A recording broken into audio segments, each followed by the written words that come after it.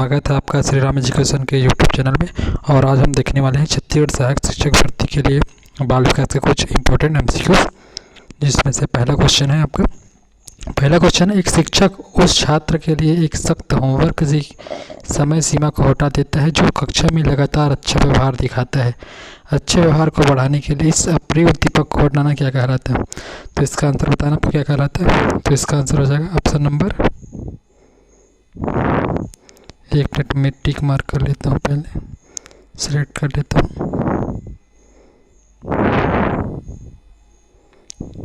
Option number B इसका option हो जाएगा। सेकंड ऑप्शन, नकारात्मक पुनर्फलन, क्योंकि जो अप्रिय घटना हटाया गया, जो नकारात्मक पुनर्फलन है उसको हटाया गया, इसलिए ऑप्शन बी सही हो जाएगा। सेकंड नंबर क्वेश्चन है, निम्नलिखित में से कौन सा सूक्ष्म गति कौशल एक उदाहरण है? बताना सूक्ष्म गति कौशल का एक उदाहरण कौन सा है। तो इसका आंसर हो जाएगा ऑप्शन नंबर सी, पेंसिल से लिखना। पेंसिल से लिखना इसका सही ऑप्शन हो जाएगा।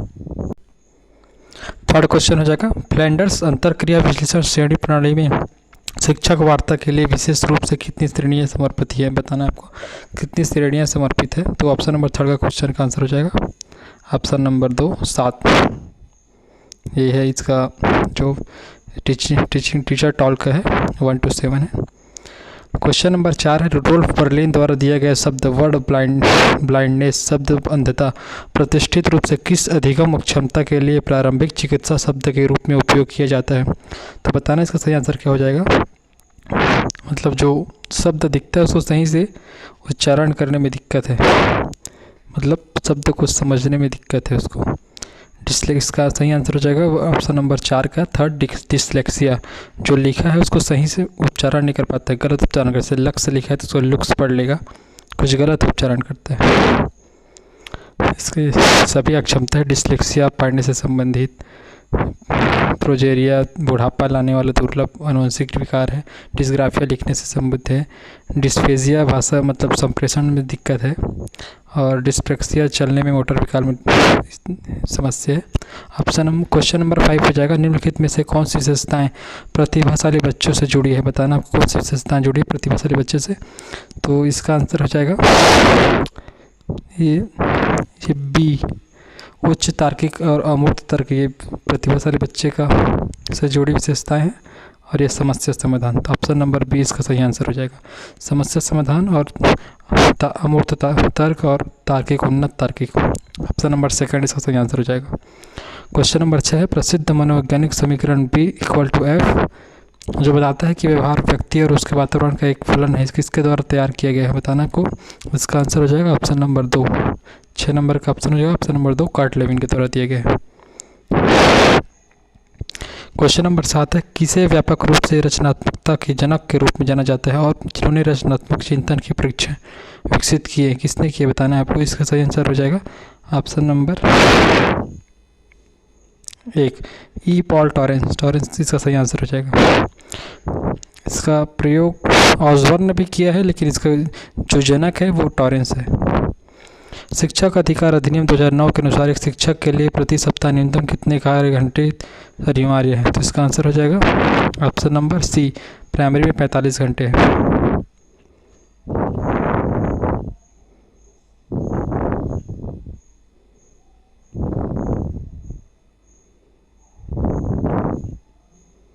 क्वेश्चन नंबर 9 है, किस ईटिंग डिसऑर्डर अर्थात भोजन विकार की विशेषता वजन बढ़ाने का तीव्र डर और विकृत शरीर की छवि है, जिसके कारण व्यक्ति खुद को भूखा रखता है? बताना है आपको। व्यक्ति मोटापे आ जाने के डर से खुद को भूखा रखता है, इसका प्रॉब्लम क्या है? इसका आंसर हो जाएगा ऑप्शन नंबर 2, एनोरेक्सिया नर्वोसा। इसमें लड़कियां खाना नहीं खाती है, वजन बढ़ जाएगा करके, ये वाली समस्या है इसमें।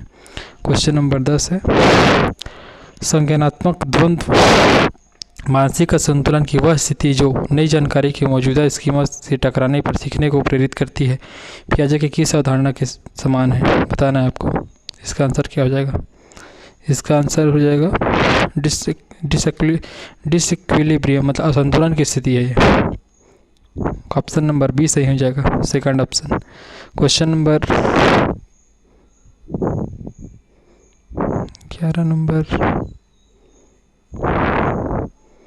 12 नंबर क्वेश्चन है, प्रसिद्ध पुस्तक कंडीशन ऑफ लर्निंग के लेखक कौन है, जिन्होंने अधिगम का पदानुक्रमिक मॉडल प्रस्तावित किया है। क्वेश्चन नंबर 12 का ऑप्शन हो जाएगा ऑप्शन नंबर सेकंड गैनेस का सही आंसर हो जाएगा। क्वेश्चन नंबर 13 है प्रोजेक्ट विधि में सबसे पहला चरण निम्नलिखित में से कौन सा है। पहला चरण है ऑप्शन नंबर 4 परिस्थिति उत्पन्न करना, ये 4 इससे पहला। क्वेश्चन नंबर 14 है निम्नलिखित में से कौन कक्षा में जनतांत्रिक शिक्षण रणनीति का सबसे अच्छा उदाहरण प्रस्तुत करता है, अच्छा वर्णन करता है, बताना है आपको। तो इसमें आपका आंसर हो जाएगा ऑप्शन नंबर 3 अधिकतम छात्र भागीदारी बातचीत और समूह चर्चा, ये इसका सही आंसर हो जाएगा। 14 नंबर का थर्ड ऑप्शन सही है।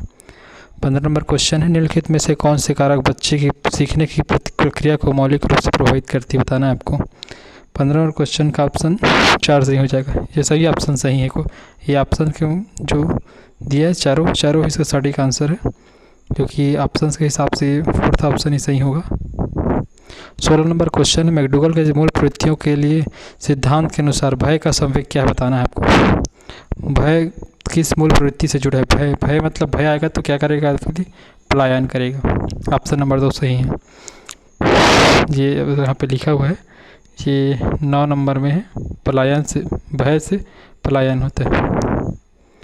17 नंबर क्वेश्चन है सुधार विद्यालय मुख्य रूप से किसकी शिक्षा और पुनर्वास के लिए स्थापित किए गए, बताना है आपको।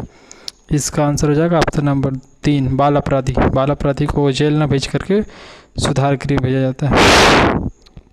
17 नंबर क्वेश्चन का आंसर हो जाएगा ऑप्शन नंबर 3 सही है। क्वेश्चन नंबर 18 निम्नलिखित में से कौन सी व्यक्तित्व परीक्षण की आत्मनिष्ठ विधि नहीं है, बताना है आपको। आत्मनिष्ठ विधि कौन सा नहीं है, थर्ड ऑप्शन इसका गलत है, यह आत्मनिष्ठ विधि नहीं है।